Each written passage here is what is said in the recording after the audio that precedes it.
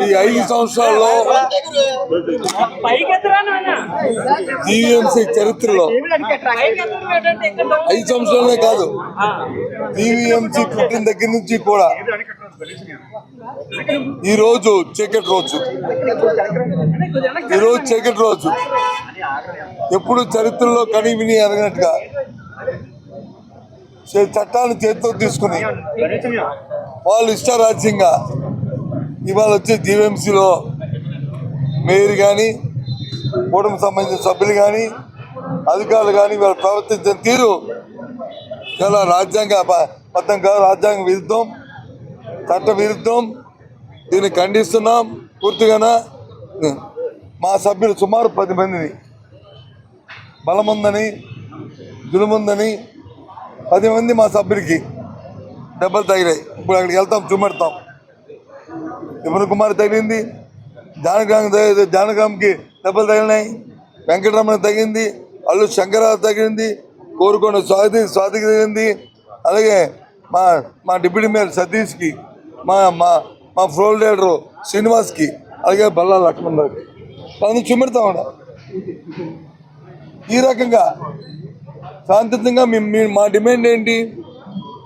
ఏదైతే మొన్నటి రోజు ఇచ్చిన 15వ అంశం ఏదైతే ఉందో, చంద్రబాబు నాయుడు కుటుంబ సభ్యులు గీతం యూనివర్సిటీకి 5,000 కోట్ల రూపాయల భూముల్ని దోచుకోవడానికి ప్రయత్నం చేస్తున్నారో, ఆ ప్రయత్నంలో భాగంగా కౌన్సిల్లో తీర్మానం ఇవాళ పెట్టిన తీర్మానాన్ని దయచేసి తీర్మానం పెట్టొద్దు, దాని మీద నిర్ణయం పెట్టొద్దు అని చెప్పి మా డిమాండ్.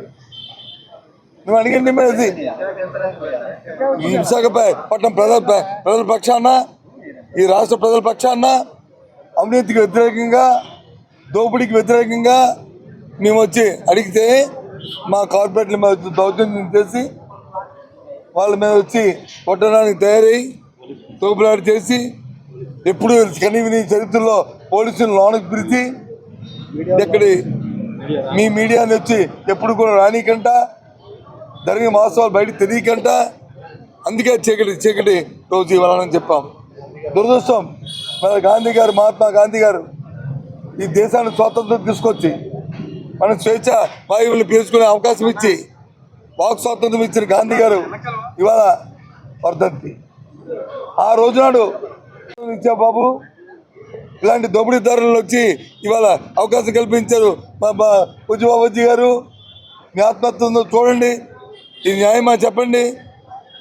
5,000 కోట్లు, రూపాయి కాదు, పాపాయి కాదు, ఇది కాదు, 5,000 కోట్లకు సంబంధించిన భూమిని 54 ఎకరాల 79 సెంట్లని ఏ రకంగా ఇవాళ తెలుగుదేశం పార్టీ చంద్రబాబు నాయుడు కుటుంబ సభ్యులు దోచుకుంటున్నారో, ఏ రకంగా భారతీయ జనతా పార్టీ అలాగే జనసేన పార్టీ దాన్ని సమర్థిస్తుందో, దయచేసి విశాఖపట్నం ప్రజలే కాకుండా రాష్ట్ర ప్రజలందరినీ కూడా నేను చూడమని చెప్తున్నా, ఆలోచించమని చెప్తున్నా. ఇది చాలా దుర్మార్గం. నాకు తెలుసు, నేను ఎన్నో సభలు చూశాను. నేను పార్లమెంట్ సభ్యుడిగా ఉన్నాను, శాసనసభ్యుడిగా ఉన్నాను, శాసనమండలి సభ్యుడిగా ఉన్నాను, చూశాను. 1, 2, 3, 4 అని ఆమె పొడియమ్మ కూర్చున్నా, మేరే అతనే తెప్పించుకున్నా, అంతే 1 అయిపోయింది, 2 అయిపోయింది, 3 అయిపోయింది. ఎవరు ఆఫీసర్లు ఎవరు చదవక్కలే. అక్కడ కమిషనర్ ఏం చేస్తున్నాడు, సెక్రటరీ ఏం చేస్తున్నాడు, వీళ్ళు ఏం చేస్తున్నారు, అసలు విషయాల గురించి అలేదు. ఈయనే 1, 2, 3, 4 అయిపోయింది 15 అని లేచి వెళ్ళిపోవడం. ఇది చట్ట విరుద్ధం. ఇది ఇవాళ జరిగిన ప్రొసీడింగ్స్ ఏవి కూడా అవి లా బైండింగ్ కాదు, అవేవి చెల్లవు. చట్టం ఇచ్చా, దీని మీద కూడా మేము పోరాటం చేస్తాం. ఇది చాలా దురదృష్టం.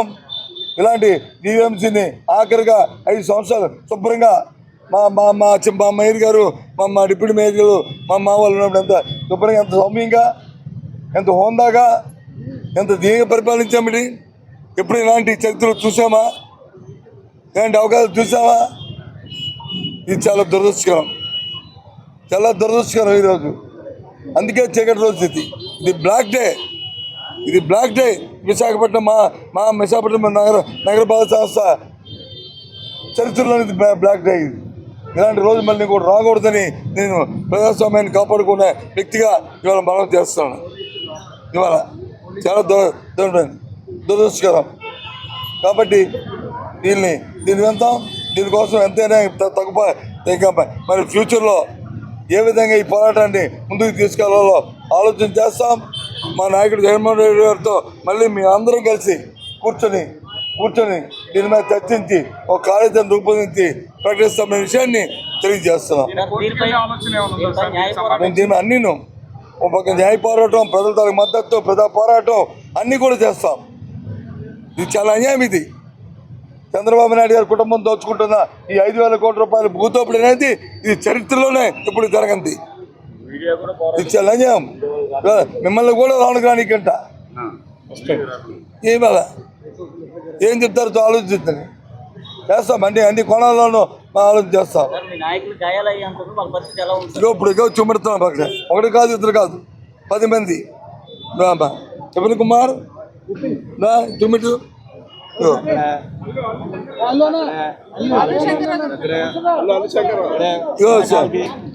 శంకర లక్ష్మణ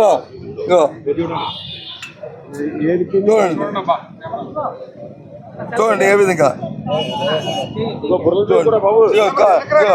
కాలు చెప్తే లేదు.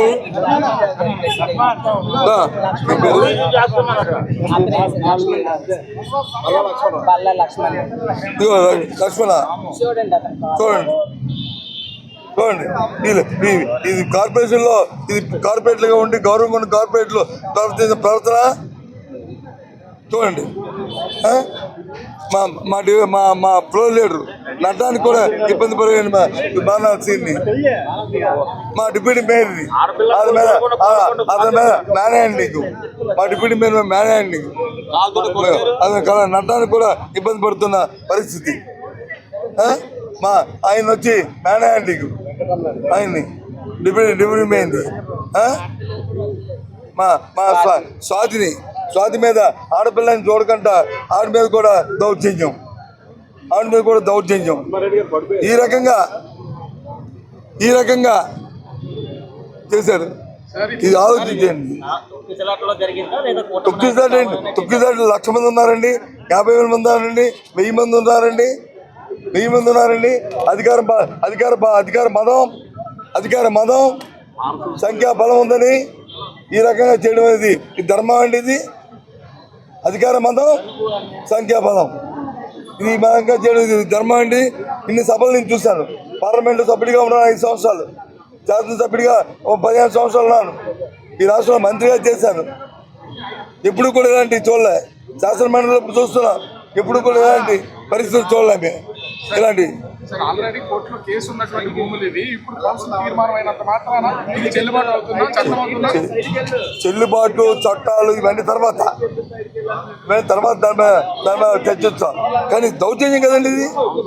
5,000 కోట్ల భూమిని దోచుకోవడానికి వచ్చి పబ్లిక్ గా సిగ్గుసరం లేకుండా ఇంత విచ్చలవిడిగా దోపిడీ చంద్రబాబు నాయుడు కుటుంబం చేయడం అంటే ఇదేంటండి ఇది? అందుకే ఇది ఎలాంటి చర్చ లేకుండా ఎలా ఆమోదం తెలుపుతారు? లేదు అది చెల్లదు. ఇది ఇవాళ జరిగిన ప్రొసీడింగ్స్ ఏమి చెల్లవు. ప్రొసీడింగ్ జరిగితే కదా, జరగని దానికి ప్రొసీడింగ్ ఏంటి? మేయర్ 1, మేయర్ 2 ఏదో బయట ఆక్షన్ లో ఏలం పాటలాగా 3 అయిపోయింది, 1, 2, 3 అయిపోయింది, 4 అంటే.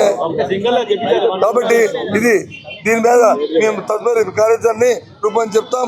గాంధీ విగ్రహం ద్వారా మా దీక్ష జరుగుతుంది, అక్కడికి వెళ్తున్నాం.